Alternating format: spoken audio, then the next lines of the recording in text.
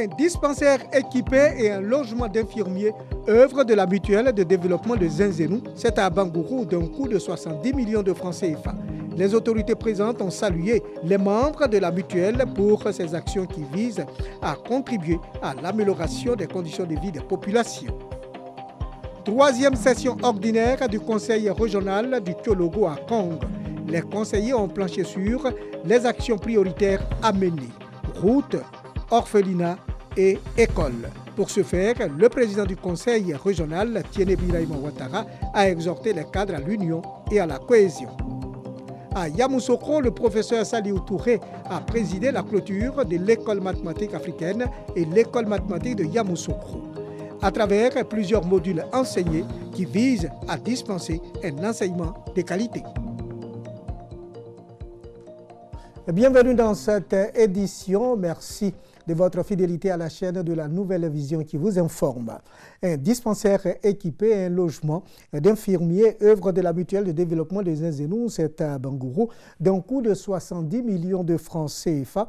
Les représentants des ministres Pascal Kwaku Abinan et Eugène Aka Awele ont salué les membres de cette mutuelle pour leur contribution au bien-être de la population. Le reportage de Soro Corona Blaise Mamadou. Tiemele Delphine, retraitée, vit depuis 5 ans à Zinzénou, village du département d'Abangourou. Elle souffre de l'hypertension artérielle. Pour veiller sur sa santé, Delphine est obligée de parcourir de longues distances ou attendre les consultations médicales gratuites annuelles de la mutuelle du village. Quand on est malade, qu'on pousse de tension, de diabète, il n'y a pas de docteur. Il faut qu'on nous transporte à Sankadikro. Ça ne fait pas bien. Nous n'avons pas de centre de santé dans notre village de Zinzénou. Nous profitons pour avoir ces consultations foraines, le temps d'apporter un peu de santé aux populations de notre village. Pourtant, Zinzénou est peuplé de plus de 5000 âmes. Depuis 2005, les filles et fils travaillent pour doter le village d'un centre de santé. Ce rêve caressé depuis 14 ans est devenu réalité avec la construction d'un dispensaire équipé et du logement de l'infirmier. Aujourd'hui, on vient d'avoir notre centre de santé. Ça permet à nos parents. Parce qu'aujourd'hui, quand on a un problème, même simple machette, ou bien quand il y a les morsures de serpent, il faut forcément partir ailleurs pour pouvoir se faire soigner. Peut-être qu'on peut perdre la personne en cours de route. Un projet réalisé par la mutuelle de développement des Zinzénou avec le soutien du conseil régional de l'Indénié Douablé. Nous sommes heureux d'avoir achever ce centre de santé que la population attendait avec impatience, avec insistance. L'infrastructure sanitaire a été inaugurée par les représentants des ministres Abinan Kwaku Pascal et Aka Awele. Nous, on va faire fonctionner. Voilà. Et nous avons des ressources en personnel pour pouvoir permettre à Zinzénou de fonctionner tout de suite. Pour ajouter à ces dispensaires une maternité, la mutuelle de développement des Zinzénou appelle les cadres à l'union. Et dans notre projet, il faut qu'on ait une maternité. Et donc, c'est notre prochain challenge. On va débuter les travaux de la maternité sur fonds propres, comme on l'a fait pour le dispensaire. Et puis, on va solliciter le conseil régional, on va solliciter d'autres partenaires au développement. Cette cérémonie d'inauguration a été l'occasion pour les filles et fils des Zinzénou de montrer leur union pour le développement du village. Le dispensaire et son équipement, le logement de l'infirmier ont coûté plus de 70 millions de francs CFA. On garde le même chapitre pour dire que l'Union des jeunes du Kafing Sud, préfecture, sous-préfecture de Kanoroba, région du Poro, veut contribuer au développement du village. Les membres de cette association ont donc initié des activités autour du thème diversité culturelle, cohésion et développement durable du Kafing Sud. Les cadres sont appelés donc à l'union et à la cohésion sociale afin de mettre en place un projet de développement durable et fiable. On retrouve notre reporter Soro Corona Blaise Mamadou. Visite de plusieurs villages, récompense des meilleurs écoliers et élèves, distinction des acteurs de développement de la sous-préfecture de Kanoroba, région du Poro, des activités de l'Union des jeunes du Kafing Sud. Depuis une décennie, la jeunesse de cette localité a décidé de prendre une part active dans le développement local. Cet essor ne peut se réaliser que dans la cohésion et l'union des filles et fils du Kafing.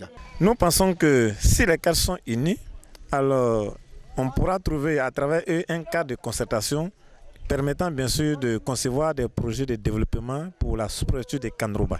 C'est pourquoi je lance ce vibrant appel vraiment à l'union.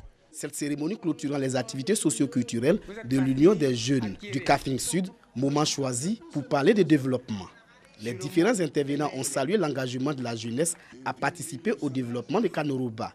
Le parrain de cette journée culturelle a invité les cadres à mettre en place un projet de développement fiable et durable. On appelle à une plus grande cohésion qui permet effectivement, en intra, donc à la population même au sein du canton de Kanoroba, de pouvoir avoir une meilleure cohésion en leur sein et que tous ceux qui soient natifs ou non du canton de Kanoroba puissent interagir ensemble pour pouvoir amorcer le développement et co-construire le développement. L'Union des jeunes du Kafing Sud a vu le jour en 1980. Cette organisation regroupe tous les jeunes des villages de la sous-préfecture de Kanoroba. L'Union a pour mission principale de réunir les filles et fils autour du développement. Suivons avec intérêt la 3e session ordinaire du Conseil régional du Kyologo tenu à Kong. Les conseillers ont planché sur les actions prioritaires à mener, à savoir écoles, routes et orphelinats. Pour ce faire, le président du conseil régional, Tiende Brahima Ouattara, a invité les cadres à l'union et à la cohésion sociale. Notre reporter Charles Tatou était à Kong. C'est une équipe du conseil régional au grand complet mobilisée pour œuvrer en faveur du bien-être des populations de toutes les localités de la région du Kyologo, qui est venu siéger dans la ville de Kong sous les regards des membres du corps préfectoral. Comme priorité au programme des projets de développement au titre des années 2020, 2021, 2022, des constructions d'infrastructures scolaires, sanitaires et de barrages agricoles, des travaux de reprofilage des pistes villageoises, puis la dotation des villages en pompes hydrauliques villageoises pour une enveloppe globale de plus de 4 milliards de francs CFA. Autre priorité arrêtée, des actions sociales au profit des élèves, des jeunes, des femmes et des orphelins. Il s'agit de l'octroi d'un fonds à hauteur de plus de 650 millions de francs CFA pour des prix d'excellence, des dons de matériel agricole, d'équipements sportifs, des subventions pour les orphelinats de Ferké et Wangolodougou. Appelant les cadres du Kyologo à l'unité et à la cohésion sociale pour la réussite de toutes ces actions, le président du conseil régional, Tiende Brahima Ouattara, rassure les populations de la disponibilité de son équipe du conseil à répondre à leurs aspirations. Nous voudrions nous adresser aux jeunes et aux femmes qui sont au centre de nos préoccupations. Ayez confiance en vous, ne baissez jamais les bras. Pour notre part, et nous insistons là-dessus, le Conseil ne ménagera aucun effort pour être votre soutien et être à l'écoute de vos aspirations. Son Excellence, Monsieur le Président de la République, nous en a donné l'exemple à travers ce qui a été fait en Côte d'Ivoire depuis 8 ans. Et je peux vous assurer, chère population, que nous nous inscrivons dans cette façon de faire, car nous sommes avant tout des agents de développement avant d'être donc des politiques. Pour sa détermination affichée quant aux actions de développement en faveur de sa région, un prix d'or du meilleur agent de développement a été décerné au président du conseil régional, par ailleurs ministre des Affaires présidentielles, par une ONG d'action de développement de la région. Toujours à Kong, la fin des vacances scolaires est marquée par des activités sportives. Les autorités locales ont invité les vacanciers à prendre à bras le corps leurs études en cette année scolaire. On retrouve notre reporter Charles Tatou. Les jeunes de la commune de Kong, à l'instar des autres jeunesses de Côte d'Ivoire, ont passé des bons moments de vacances avec plusieurs activités socio-culturelles. Cours de vacances pour toujours garder la mémoire fraîche et pleine de connaissances. Activités récréatives, mais aussi des compétitions sportives. Mais les vacances scolaires tirent à leur fin. Les autorités locales de Kong exhortent donc les jeunes vacanciers à faire preuve de bonne conduite au retour dans leurs différents établissements scolaires pour la réussite de leur parcours scolaire et également pour l'honneur de la région de Kong sur le plan national. Qu'ils prennent quelques jours de repos parce que bientôt c'est la rentrée. Le sport leur a permis de se remettre en jambe, de se remettre en forme. Ils vont commencer l'année scolaire 2019-2020 en pleine forme, grâce à Madame la Première Dame. Nous voulons leur demander d'être dignes de Madame la Première Dame qui prône l'excellence. Et j'espère qu'ils auront de très bons résultats, comme l'IEP de Congo cette année qui a de très bons résultats. Donc nous espérons que nos enfants sauront nous faire plaisir et feront honneur à Madame la Première Dame. Ici, c'est la finale du tournoi de football doté du trophée Madame Dominique Ouattara qui met fin aux vacances scolaires 2019. À l'affiche, l'Académie Football Club de Kong et l'équipe du village de Manugota. Vainqueur de cette finale, l'Académie Football Club de Kong avec un score de 3 buts à 0. À Yamoussoukro, capitale politique de la Côte d'Ivoire, le professeur Saliou Touré a présidé la clôture de l'école africaine de mathématiques et l'école mathématique de Yamoussoukro. Les auditeurs ont vu leur capacité renforcée en 2 semaines à travers plusieurs modules qui visent à dispenser un enseignement de qualité dans les établissements.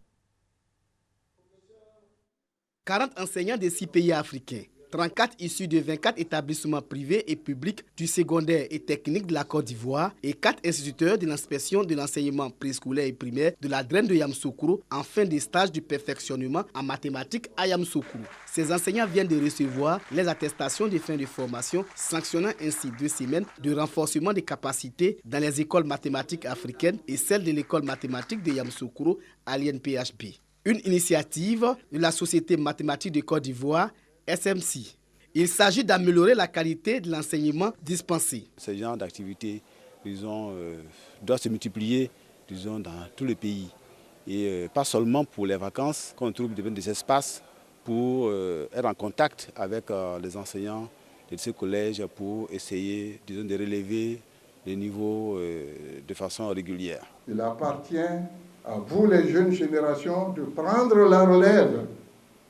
Car ce que nous souhaitons, c'est que l'Afrique puisse apporter au reste du monde autant, sinon plus, qu'elle n'en reçoit. Plusieurs modules ont été enseignés au cours de ces sessions de formation. Suite numérique, calcul intégral pour ne citer que cela. Pour les auditeurs, ce fut une expérience enrichissante. Comment appréhender les matières que les enfants jugent difficiles, trouver des stratégies, les amener à comprendre aussi facilement et savoir que les mathématiques sont à côté d'eux. On a travaillé sur la méthode discontinue. En fait, c'est une méthode que j'ai appris ici, là. C'est pour une première fois pour moi d'apprendre ça. Les différents partenaires saluent cette initiative et comptent soutenir toutes les actions de la CMC pour la vulgarisation des mathématiques. Cette cérémonie de clôture s'est achevée par la distinction des experts venus de la France, de la sous-région ouest africaine et des responsables de la Société mathématique de Côte d'Ivoire. La Société mathématique de Côte d'Ivoire est créée depuis 1977.